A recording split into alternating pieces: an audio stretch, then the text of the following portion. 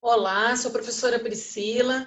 Vamos juntos fazer a correção dos exercícios que foi solicitado pela Prof. Jaque na videoaula que vocês assistiram. Espero que todo mundo tenha feito, né? Os conteúdos que vão ser abordados, eles estão ali entre a página 2 e 6 do volume 2, certo? Do livro didático, volume 2. Será a litosfera e as rochas magmáticas intrusivas e extrusivas. Para que a gente possa fazer aí uma boa correção e você tenha um bom aproveitamento, né, e conhecimento desse conteúdo abordado, é super importante que você tenha em mãos o seu caderno, um lápis e uma borracha e o seu livro didático, volume 2. Vamos lá, então, começar. O primeiro exercício que a gente vai fazer a correção, é necessário que você tenha consultado o QR Code da página 3. Tem um conteúdo ali muito legal, vale a pena você dar uma olhadinha lá, caso você ainda não tenha visto.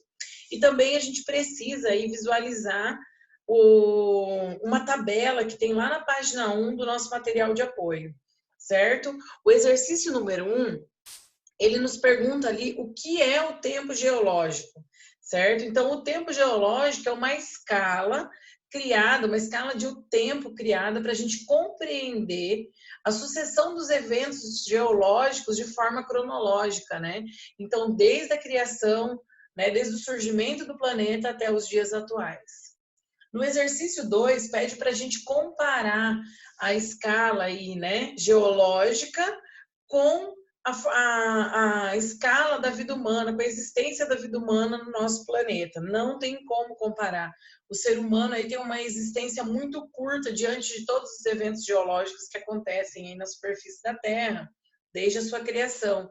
Há estudiosos que fazem uma escala aí comparando a criação do mundo numa escala aí de 24 horas, como se a criação de todo o planeta, né, como a existência de todo o planeta fosse feita numa escala de 24 horas. Nós, seres humanos, surgimos apenas nos 3 últimos segundos.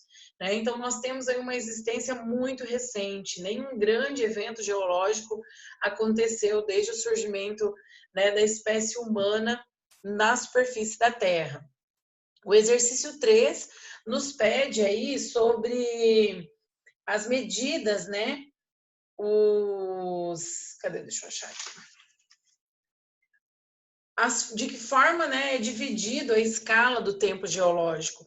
Então, nós temos aí os éons, que são tempos mais longos, de grandes acontecimentos, como teve lá o tempo de resfriamento da Terra, do surgimento dos oceanos primitivos, desde a formação, né, também teve lá o período da formação, né, das florestas, enfim, né, das formações vegetais. E esses éons são divididos em eras, certo? E essas eras divididas em períodos mais curtos com eventos significativos chamados períodos. Então, os éons são divididos em eras e as eras divididas em períodos, certo? A letra B nos pede aí em que era surgiram então as primeiras formas de vida. Surgiu na era pré-cambriana, foi quando teve o surgimento aí de animais primitivos, unicelulares e provavelmente microscópicos. A letra C nos pergunta, né, nos questiona ali, nos informa que a era mesozoica foi a era que onde os grandes répteis, né, os dinossauros, dominaram o planeta Terra. Há estudiosos aí que falam em aproximadamente 160 milhões de anos a dominação, então, desses animais sobre a superfície da Terra. Essa era mesozoica, ela foi dividida, então, nesses 3 períodos que ocorreram a incidência desses grandes animais na superfície. A primeira delas, o período Triássico, foi quando surgiram esses grandes animais, répteis e mamíferos na superfície da Terra. Foi quando houve a separação da Pangeia e houve, então, o surgimento de um oceano trazendo umidade e condições favoráveis para a criação de novas espécies vegetais, para a expansão das florestas. Aí deu a evolução aí, né, a origem, a evolução para o período Jurássico, onde então as florestas se expandiram na superfície da Terra, novos animais surgiram, né? As primeiras aves. Então, as condições estavam muito favoráveis, né, para a alimentação e vida. As condições climáticas também estavam muito favoráveis para a vida desses grandes animais na superfície da Terra. E no período Cretáceo, Mesozoico, Cretáceo, foi quando houve a extinção desses animais. Há várias teorias aí que tentam nos informar como esses animais desapareceram e ficaram extintos do planeta. Tem teorias aí que falam que houve uma grande doença, né, que extinguiu os animais. Tem teorias que falam em relação às condições climáticas, houve aí uma glaciação muito forte, então esses animais não conseguiram resistir. Mas a mais aceita no mundo científico é a queda de um meteoro, onde hoje é a região do México. Houve um meteoro aí, segundo cientistas, com um diâmetro de 10 quilômetros. Pense um meteoro de 10 quilômetros de diâmetro caindo sobre a superfície da Terra. Tem lá, até hoje, no México, na região do México, uma cratera que tem quase 200 quilômetros. Olha o tamanho de diâmetro essa cratera. E dentro dessa cratera foram encontrados minerais que é compatível com a composição de meteoros. Então, aí, por várias evidências, eles acreditam que não o meteoro, a queda do meteoro em si, que matou esses animais, mas os acontecimentos, essas reações em cadeias que foram sucedendo esse evento. Como, por exemplo, uma nuvem de fuligem e fumaça, né, que ficou ali dificultando, então, a respiração desses animais. Também teve a questão de grandes incêndios que aconteceram, das mudanças climáticas, do desaparecimento de animais, então, que desequilibrou a cadeia alimentar. Então, essas reações em cadeias, né, que foram ocorrendo após a queda desse meteoro, que, então, fez com que fossem extintos esses animais da superfície da Terra.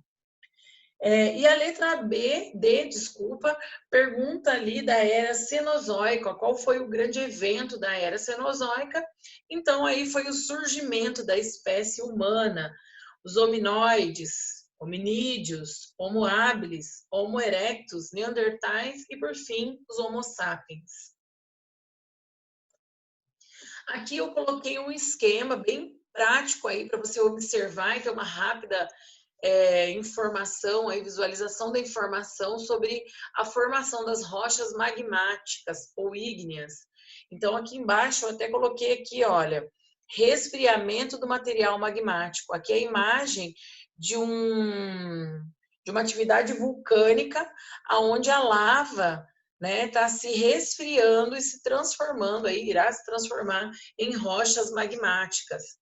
As rochas magmáticas ou ígneas, elas podem ser divididas em dois grandes grupos, intrusivas ou plutônicas, onde acontece aí o resfriamento desse magma no interior da crosta terrestre. O resfriamento é mais lento, porque as temperaturas, né, no interior da Terra elas são maiores, então dá tempo aí da formação de grandes minerais. Já as rochas magmáticas ou ígneas, extrusivas ou vulcânicas, elas acontecem aí, o resfriamento acontece na superfície da crosta terrestre. Então, o resfriamento é mais rápido, né? A temperatura é menos elevada, então não dá tempo da formação de grandes minerais. Os minerais são bem pequenininhos, muitas vezes não dá para a gente visualizar a olho nu. Então, normalmente, a característica da rocha ígnea extrusiva, ela é uma rocha mais compacta, né? Uma rocha mais densa e mais escura. E aí nós vamos realizar aí as atividades, né? A correção das atividades da seção cartografar na página 6. Então, o exercício 1 pergunta o que o mapa da página anterior representa e qual a importância das áreas destacadas no mapa. Então, o mapa da página anterior seria o mapa da página 5. Esse mapa aqui, que está no slide, essas regiões destacadas aqui com cor de rosa, lilás, essa corzinha aí, ela destaca a existência das rochas magmáticas pelo planeta. Dá uma olhada aqui, observe como é abundante essa rocha magmática ou ígnea pelo planeta Terra, né? Todos esses lugares destacados é onde tem rocha magmática na sua no seu subsolo. Então, aqui, olha, a ocorrência de escudos cristalinos ou continentais no mundo, é isso que representa, está aqui o tema do mapa, né? Ou seja, rochas magmáticas no subsolo. Nessas áreas são encontradas grandes variedades de minerais e minérios. Vou abrir um parênteses aí. Qual a diferença de minerais e minérios? Minerais é a composição natural, né? O agrupamento aí natural que a gente encontra na crosta terrestre. Minérios são os minerais que têm valor econômico, que podem ser extraídos e comercializados. Esse mineral, quando ele tem um valor econômico, ele se torna, então, um minério. O exercício 2. O Brasil está situado em áreas ricas em rochas magmáticas. É uma pergunta, né? Se o Brasil está situado em áreas ricas de rochas magmáticas no seu subsolo, para a gente justificar aí essa a nossa resposta. Então, a nossa resposta é sim. O Brasil, olha só, se a gente observar aqui no mapa, olha, o Brasil ele tem aí quase toda a sua superfície sobre um escudo continental, né, com rochas magmáticas. Então, sim, né, o Brasil é extremamente rico nesse mineral aí, e a maior parte do território do Brasil está sobre um escudo continental, onde são extraídos muitos minérios e minerais, certo? O exercício do caderno, que também foi solicitado aí pela professora Jaque, antes de responder, espero que vocês tenham visto e consultado o QR Code, são 2 QR Codes na página 6, com pequenos vídeos, né? Vídeos curtos, porém muito informativos da formação das rochas magmáticas intrusivas e extrusivas. E além de pesquisas na internet aí que deveriam ser feitas. O exercício 1, ele pergunta se existem outras denominações possíveis para as rochas magmáticas e quais seriam elas. Então, sim, como a gente viu no slide anterior, as rochas ígneas, elas também, né, elas podem ser chamadas dessa forma também. Então, as rochas magmáticas também podem ser chamadas de rochas ígneas, que são provenientes da solidificação do material magmático, o magma. E é a categoria de rochas predominante, então, na superfície terrestre, é muito abundante. Vou até trazer novamente aqui o mapa da página 5. Olha só para a gente observar onde estão essas áreas destacadas com essa cor de rosa aqui, né? Com essa cor rosa, é onde tem aí bastante rochas magmáticas ou ígneas. O exercício número 2 nos pergunta em relação à formação das rochas ígneas ou magmáticas intrusivas. Então, elas são formadas com o resfriamento do magma abaixo da superfície, no interior da superfície terrestre. A sua formação é mais lenta, ela é gradativa, as temperaturas são maiores, né? O que permite o acúmulo de minerais.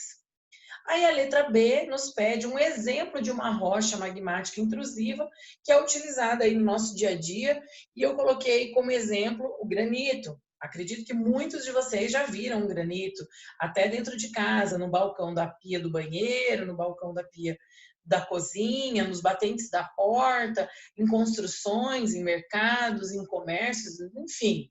Né? O granito, então, ele é uma rocha magmática intrusiva muito comum aí que a gente pode encontrar em diversos lugares. O exercício número 3 nos pede sobre a formação das rochas magmáticas ou ígneas extrusivas. Então, essas rochas são formadas com o resfriamento do magma acima da superfície terrestre. Elas se formam em temperaturas menores, se solidificam-se em uma velocidade muito maior, ela resfria muito mais rápido, né? Dificultando a agregação dos minerais. Então, normalmente, essa rocha basalto, eu coloquei o exemplo aqui do basalto, ela é uma rocha mais compacta, mais densa, né? Nós não conseguimos visualizar muitas vezes os cristais contidos nela. Então, o basalto ela é utilizada, todo mundo acredita que já viu uma rua de paralelepípedo, né? Então, as rochas, os basaltos, que fazem, tem a estrutura de uma rua de paralelepípedos, são os paralelepípedos. E a construção e a utilização também em construções das britas, as rochas britas, elas são trituradas, são basaltos também. Certo, gente? Espero aí que eu tenha ajudado vocês, esclarecido qualquer dúvida que possa ter ficado. E estamos juntos. Até a próxima!